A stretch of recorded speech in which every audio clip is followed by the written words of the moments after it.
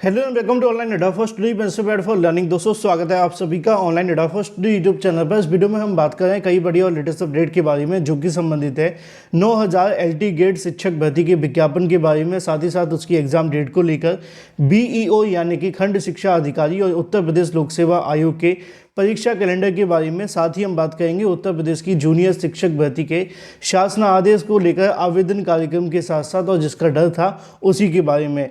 MP staff nurse के exam के साथ साथ अगर बात की जाए बीपीएससी टीआरई 4 को लेकर ही बात करेंगे। चैनल को सब्सक्राइब करके बेल आइकन को दबा लें और वीडियो को लाइक कर दें, जिससे कि आपको रियल ऑथेंटिक जानकारी online Adda for study YouTube channel के माध्यम से मिलती रहे। आगे बढ़ने से पहले हम बात करें यूपीडब्ल्यूएससी स्टेनोग्राफर एग्जाम 2025 की बेस्ट बुक के बारे में, जो कि चक्षु प्रकाशन की है। ये बुक आप सभी के सिलेबस और पैटर्न को ध्यान में रखकर तैयार की गई, जैसा कि आप अपनी स्क्रीन पर देख सकते हैं। इस बुक के अंदर आप सभी को आपकी परीक्षा से संबंधित जो आपको सफलता दिला सके वो सारी की सारी चीज़ें मिलती हैं। यहाँ पर आप सभी को देखने के लिए मिलेंगे इससे संबंधित जो मोस्ट एक्सपेक्टेड क्वेश्चन जो आप सभी की परीक्षा के लिए सबसे ज़्यादा महत्वपूर्ण है। अगर आप इन क्वेश्चन को पढ़कर प्रिपरेशन करते हैं तो नौकरी की दूर नहीं। परीक्षा के अंदर पूछे जाने वाले तमाम क्वेश्चंस के साथ साथ आप सभी को प्रीवियस ईयर क्वेश्चंस भी मिल जाते हैं। साथ ही साथ अगर बात की जाए तमाम क्वेश्चंस की सटीक और सही उत्तरमाला व्याख्यात्मक हल के साथ दी जाती है, जैसा कि आप सभी के सामने है। तो देर किस बात की, अपनी बेहतरीन प्रिपरेशन के लिए आज ही परचेज करें। इन बुक को आप अमेजोन या फ्लिपकार्ट या किसी भी ऑनलाइन वेबसाइट से आप ले सकते हैं या फिर अपने नज़दीकी स्टोर से। सभी जगह ये बुक आप सभी के लिए इजीली अवेलेबल है। लिंक मैंने आपको वीडियो की डिस्क्रिप्शन में दे दिया है, वहाँ से भी आप परचेज कर सकते हैं।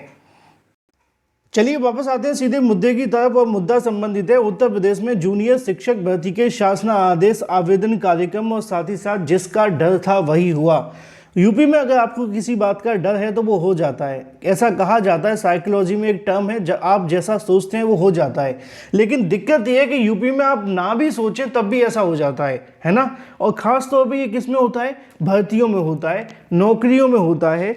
ज़्यादातर तो इन्हीं मामलों में देखने के लिए मिलता है। हम राजनीति में सोचें कि भाई नीतीश कुमार पलटी मार देंगे, जब हम सोचेंगे तब नीतीश कुमार पलटी नहीं मारेंगे, है ना। लेकिन जब हम नहीं सोचेंगे तब नीतीश कुमार पलटी मार देंगे। तो ये हर चीज़ में हो सकता है। लेकिन अगर भर्ती की बात की जाए तो वहाँ पे आप सोचोगे तब भी हो जाएगा, नहीं सोचोगे तो पक्का हो जाएगा। मुद्दे की बात यह है जूनियर शिक्षक भर्ती के शासन आदेश को लेकर हम बात कर रहे हैं। अगर आपने हमारे रेगुलर वीडियोस देखे होंगे तो मैं आप सभी को इसके बारे में जब भी कोई सटीक और सही जानकारी आती है तभी मैं आपको वीडियो बना करके बताता हूँ। अब बात है 2 जनवरी या 1 जनवरी के आसपास की, जब जूनियर शिक्षक भर्ती को लेकर बताया गया था कि इसी सप्ताह आप सभी के जो आवेदन है वो शुरू हो जाएंगे, और इसको लेकर सरकार यानी कि उत्तर प्रदेश की सरकार के माध्यम से शासन आदेश, जिसको आप अंग्रेजी में गवर्नमेंट ऑर्डर कह सकते हैं, वो जारी कर दिया जाएगा। ये उसी दिन का समाचार पत्र है, 1 जनवरी या 2 जनवरी का होगा। पहले ही दिन ऐसी खुशखबरी मिली थी इस साल की शुरुआत में, जैसे कि लगा कि बस अब तो रसगुल्लों की बारिश हो जाएगी। यहाँ पे बताया गया था कि इसी सप्ताह आप सभी के जो आवेदन है वो लिए जाएंगे। और जब मैंने इसको लेकर अधिकारियों से वार्ता की तो उन्होंने इस मामले में जो मुझे बताया था मैंने उसको आपको पूरे तरीके से क्लियर कर दिया था। उस दिन क्या हुआ आज आपको बताता हूँ, और साथ ही साथ आज क्या है इसके बारे में बता देता हूँ। उस दिन मैंने आपको जब वीडियो बना करके बताया था, अधिकारियों से जब जानकारी ली तो उन्होंने मुझे बताया था कि जो सरकार के माध्यम से आप सभी के लिए इस भर्ती से संबंधित विवाद के बारे में जानकारी मांगी गई थी। भर्ती कहाँ पर लटकी हुई है इसके बारे में पूछा गया था।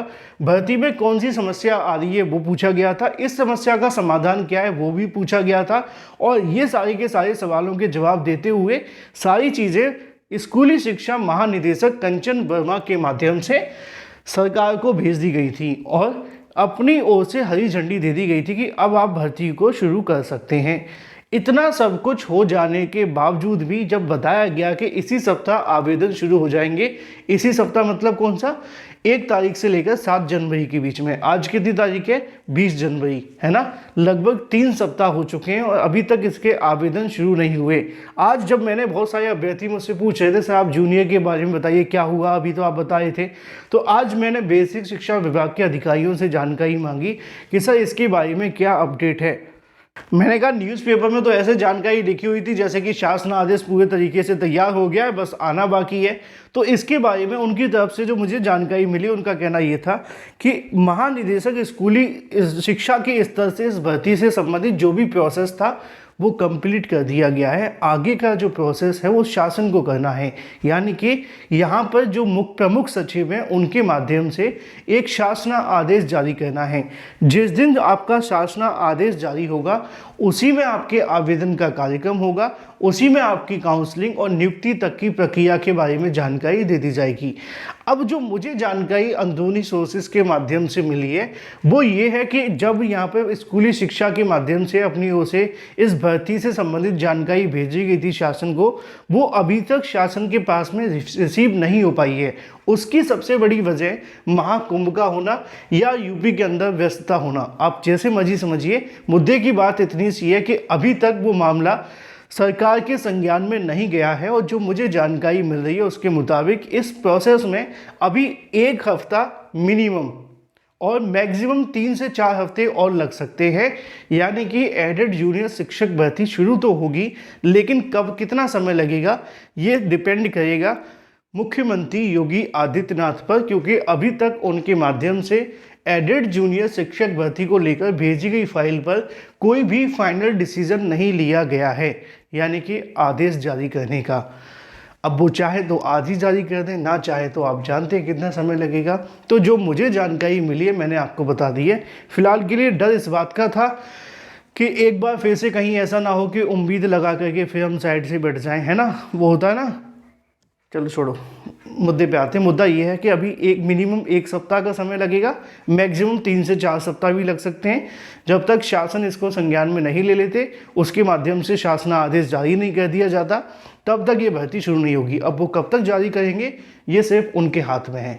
बात कर लेते हैं अपनी अगली अपडेट को लेकर, जो कि संबंधित है एलटी ग्रेड शिक्षक भर्ती के बारे में। एलटी ग्रेड शिक्षक भर्ती के संबंध में जानकारी समय समय पर आ रही थी। हाल ही में आप सभी ने देखा था कि 8,905 के समथिंग एलटी ग्रेड और जीआईसी प्रवक्ता के पद खाली हैं। साथ ही साथ खंड शिक्षा अधिकारी को लेकर पदों की संख्या तो कम है, लेकिन विज्ञापन के बारे में जानकारी निकल कर आ रही थी।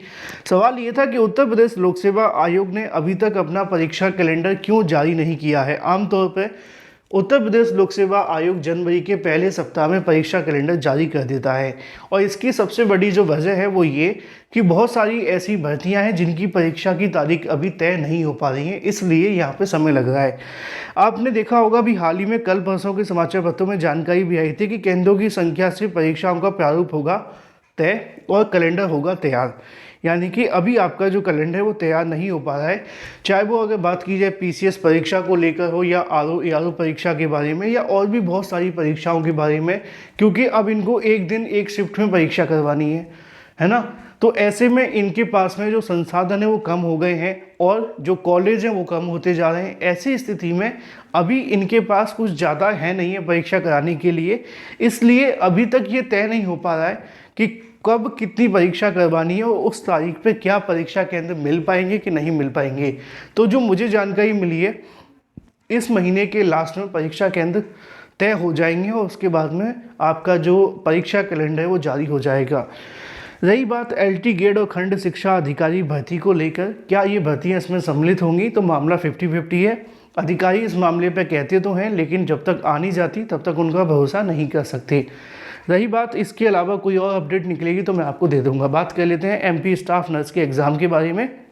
अगर आपने आवेदन किया है तो इसके जो एडमिट कार्ड हैं वो आप सभी के लिए जारी कर दिए जाएंगे।